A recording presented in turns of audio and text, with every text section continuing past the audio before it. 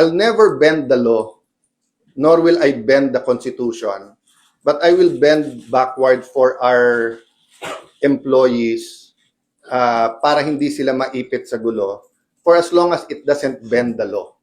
Diba? So kung internal rules or regulation that is not attached to law or it is not morally wrong, that's why I thought of my staff thought of the idea na pag pareho nakapirma para eventually pag nagkaroon ng decision, walang legal infirmity.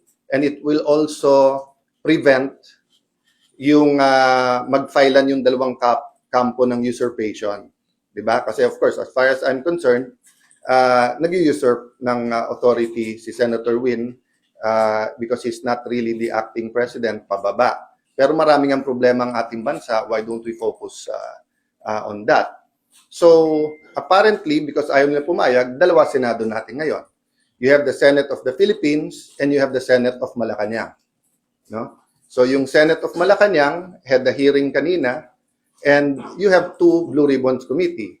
Yung isa ay Committee de Absuelto na ang kanyang main work is paano i-absuelto yung mga high officials ng ating bansa at yung isa naman na seeking the truth.